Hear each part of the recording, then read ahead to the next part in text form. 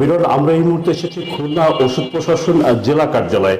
এখানে যখন আমরা এসেছি সকাল 9টায় কিন্তু এই অফিসের তালা পর্যন্ত খোলা হয়নি। এই কেবলই মাত্র একজন কর্মচারী তালা খুলে ভিতরে প্রবেশ করেছেন। এখনো কিন্তু যে ঊর্ধ্বতন কর্মকর্তারা যে তাদের কক্ষগুলো কিন্তু এখনো বন্ধ আছে। আমরা যদি একটু ভেতরে চিত্রটা একটু দেখাতে চাই যে প্রত্যেকটা রুমে কিন্তু আসলে এখন পর্যন্ত আটকানো, তালাবদ্ধ, কেউ নাই, অফিসটা পুরো ফাঁকা। এটি হচ্ছে সাদ্দাম হোসেন জেলা প্রশাসক, জেলা তত্ত্বাবধায়ক কার্যালয়। এখানে এখন পর্যন্ত কেউ আসে নাই। সেবা গ্রহীরা তো আসার সেটা পরের বিষয়, কিন্তু কর্মকর্তারা এখন পর্যন্ত অফিসে ঢোকেন নাই। একই চিত্র যদি অন্যান্য কর্মচারীর বেলায় ঘটে, সেখানে প্রত্যেকটা রুমেই কিন্তু আমরা দেখেছি যে সেই রুমগুলো আসলে এখন পর্যন্ত খোলাই হয় নাই। এখন পর্যন্ত অন্ধকার অবচ্ছন্ন অবস্থার মধ্যে রয়েছে, একজন কর্মচারী আসে নাই। আমরা যদি অফিসে একজন কর্মচারীর সাথে কথা বলতে চাই যে আপনার অফিসে কতজন কর্মরত? হ্যাঁ, আমরা হচ্ছে 3 জন, একজন অফিস সহকারী, একজন অফিস সহায়ক। অবশ্য অফিস খোলে। হ্যাঁ, আমার মেয়েটা আজকে একটু ঝামেলা করছে, মেয়েটার গায়ে জ্বর ছিল, আসতেই চাচ্ছিলাম না, কিন্তু আমার মেয়েটা জ্বর ছিল তো সেজন্য একটু দেরি হয়েছে। আমি 9টার আগেই চলে আসি। তাহলে আপনার যারা ঊর্ধ্বতন কর্মকর্তা তারা কোথায়? স্যারও চলে আসেন, স্যার হয়তো কোনো জায়গায় ভিজিটে গেছেন কিনা। স্যারও 9টার আগেই চলে আসেন। ও এসে অফিস খোলে।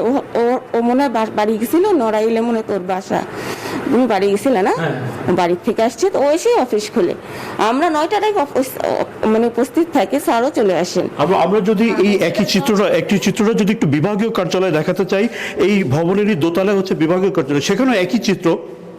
যিনি কিনা বিভাগীয় উপপরিচালকের দায়িত্বে আছেন তিনি এখন পর্যন্ত অফিসে আসেন নাই।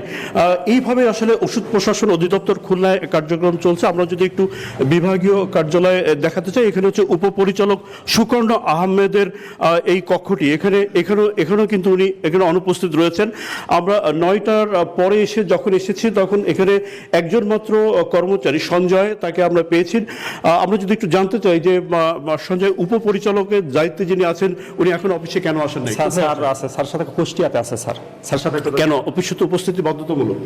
স্যার কুষ্টিয়া ওই যে স্যার ডিডি তো, মানে স্যারের সপ্তাহে স্যার আছে, বাইরে আছে, ইয়ে করে।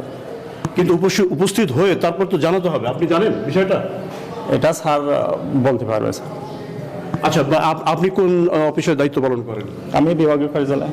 না, আর জেলা প্রশাসনে তো দেখি ড্রাগ সুপার নাই, সেক্ষেত্রে আসলে কিভাবে অফিসটা চলছে? এটা তো আমি। আচ্ছা, আপনার যে উপপরিচালক উনি কি আপনাকে অবহিত করেছেন আগে, নাকি কেবলমাত্র দেখলাম আপনি ফোন দিয়েছেন? উনি অবহিত করছে, ওই যে আপনাকে তো কেবল ফোন দিতে দেখলাম। না, আমি ফোন দিয়েছি স্যারের। হ্যাঁ, কি বলছেন? যে স্যার বলছে আমি কুষ্টিয়াতে আছি, যাচ্ছি কুষ্টিয়াতে।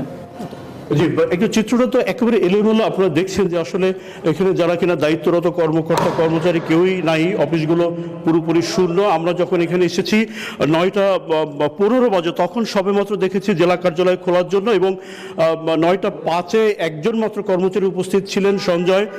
এবং এই পরিস্থিতি আসলে এই ওষুধ প্রশাসন অধিদপ্তর খুলনায় চলছে। এখানে যারা দায়িত্বপূর্ণ কর্মকর্তা কর্মচারী তারা কিন্তু আসলে সময় মতো উপস্থিত হন না। এখানে সারি সারি পড়ে আছে চেয়ার, যেখানে যারা আসলে সেবা গ্রহীতা আসার কথা, সেই যেহেতু কর্মকর্তা কর্মচারীরাই অফিসে নাই, সেই কারণে তারাও আসলে এই অফিসগুলোতে সময় মতো উপস্থিত হন না। আমরা যদি আবার একটু ফেরত যেতে চাই, যে জেলা কার্যালয়ের পরিস্থিতিটা যদি জানাতে চাই, যে ওখানে একজন মাত্র কর্মচারী, তিনি 9টা 15-তে অফিসটা খুলেছেন, এবং এই 9টা 15-তে খোলার পরে উনি ফোন দিচ্ছেন যে এরা কোথায় আছেন।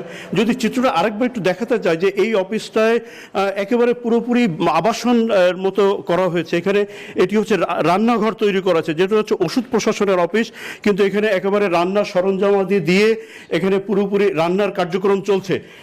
এখানে এই একটা ফ্রিজ আছে, সেই ফ্রিজে ওষুধ থাকার কথা, সেখানে পুরো মাছ মাংস দিয়ে ঠাসা। পুরো আমরা যদি দেখাই, এখানে ডিম, খাবার, ভাত, যেটা কিনা মাংস পর্যন্ত রয়েছে। এইটা আসলে থাকার কথা ছিল ওষুধ। এখানে একটা ল্যাবের ফ্রিজ, এখানে ওষুধ সংরক্ষণ করার কথা, কিন্তু পুরোপুরি মাছ মাংস দিয়ে এই অফিসটা করা, অর্থাৎ পুরো একেবারে একটা সংসার পাতানো হয়েছে এখানে। এই ফ্রিজটা কিন্তু আসলে থাকার কথা ছিল ওষুধ, কিন্তু সেখানে আমরা দেখতে পেলাম যে এখানে রয়েছে মাছ মাংস, খাবার সরঞ্জামাদি ইত্যাদি ইত্যাদি। তো এই যে ওষুধ প্রশাসন যে কার্যালয়, মোহাম্মদ সাদ্দাম হোসেন সাহেব এখন পর্যন্ত উনি ওনার রুমে আসেন নাই, এবং অন্যান্য কর্মচারী যারা আছে তারাও এখন পর্যন্ত এখানে উপস্থিত হন না। সাদ্দাম হোসেন কোথায় আছেন? সেই বিষয়টা এখন পর্যন্ত জানা যায়নি। তো এই আমরা যখন এই ওষুধ প্রশাসন অফিসে এসেছি একটা দেখেছি যে সরকারি যে কর্মচারী কর্মকর্তা উপস্থিত হওয়ার নির্দেশনা সেইটা আসলে এখানে পুরোপুরি বাস্তবায়ন হয় না, এবং যারা কিনা সেবাগ্রহীত তারাও এখানে কোনো ধরনের সেবা পাচ্ছে না। তো এই ছিল খুলনা ওষুধ প্রশাসন কার্যালয় থেকে সর্বশেষ। আমরা ফিরছি স্টুডিওতে মেঘলার কাছে। মেঘলা। মাকসুদ, আপনাকে ধন্যবাদ, আপনি থাকুন সেখানে, আমরা পরবর্তী খবরে আবার আপনার সাথে যুক্ত হব। আপনি যেমনটা বলছিলেন যে বিভিন্ন সরকারি অফিসগুলোতে সরকারি কর্মকর্তা কর্মচারীদের উপস্থিতি নিয়ে একটা গড় হাজিরা আমরা লক্ষ্য করছি, এবং মূলত কর্মকর্তাদের হাজিরাতেই মূলত গড় হাজিরা আমরা দেখছি, এবং তারা নানান রকম যেমন অভিযোগ আছে তারা আবার সেই অভিযোগ খণ্ডনেরও চেষ্টা করেছেন। আমরা আজকে আছি বরিশাল জেনারেল হাসপাতালে, সেখানে আমরা দেখছি যে 9টার মধ্যে অনেক চিকিৎসক কিন্তু ঢোকেন, 10 বা 15তেও ঢুকেছেন, যেমন অর্থোপেডিক ডাক্তার এই মাত্র তিনি ঢুকেছেন, এবং আমরা দেখছি যে অনেক রোগীরা কিন্তু সেবাগ্রহীতারা কিন্তু তারা লাইনে দাঁড়িয়ে সেবা নিচ্ছেন, এবং তারা অনেকেই বলছেন যে 7:30টায় এসে তারা টিকিট কেটে দাঁড়িয়ে আছেন, কিন্তু 9টার মধ্যে চিকিৎসক আসার কথা থাকলেও চিকিৎসক আসেন নাই। একই অবস্থা আমরা দেখেছি যে শিশু বিভাগেও কিন্তু দীর্ঘ লাইন রয়েছে, এবং সেখানেও কিন্তু চিকিৎসক ঢুকেছেন 9টা 10-এ সব মিলিয়ে। এবং আজকে যেমন আমরা এমনটা দেখেছি যে বরিশাল জেনারেল হাসপাতালে এবং আরও কয়েকটি কক্ষ আমরা ফাঁকা দেখেছি। যে অন্যদিকে কালকে আমরা গিয়েছিলাম বরিশাল গণপূর্ত বিভাগ যে নির্বাহী প্রকৌশলী কার্যালয়, সেখানে আমরা দেখেছি যে নির্বাহী প্রকৌশলী প্রবেশ করেছেন তার অফিসে 9:30টায়, এবং একই সঙ্গে ওই কার্যালয়ের আরও 7 জন কর্মচারী তারা কিন্তু আরও দেরিতে প্রবেশ করেছেন, এবং আমরা তাকে অর্থাৎ নির্বাহী কর্মকর্তাকে প্রশ্ন করলে তিনি বলেছেন যে তিনি তার একটি কাজে অর্থাৎ সাইটে গিয়েছেন, সেই জন্য দেরি হয়েছে। এবং একই সঙ্গে তিনি বলেছেন যে এই অফিসের আরও 7 জন কর্মী আছে যারা দেরি করে ঢুকেছেন, সেই কারণে তাদেরকে কারণ দর্শানোর নোটিশ দিয়েছেন। তবে এই অবস্থা কিন্তু বরিশালের অধিকাংশ অফিসগুলোতেই এই চিত্র দেখা গেছে। এই ছিল বরিশাল থেকে আমার কাছে যে সরকারি কর্মকর্তা কর্মচারীদের যে উপস্থিতি নিয়ে যে শঙ্কা অভিযোগ তার সবশেষ তথ্য। বিকাশ পেমেন্টে 10,000 টাকার বেশি অফার, শপিং চলছে তো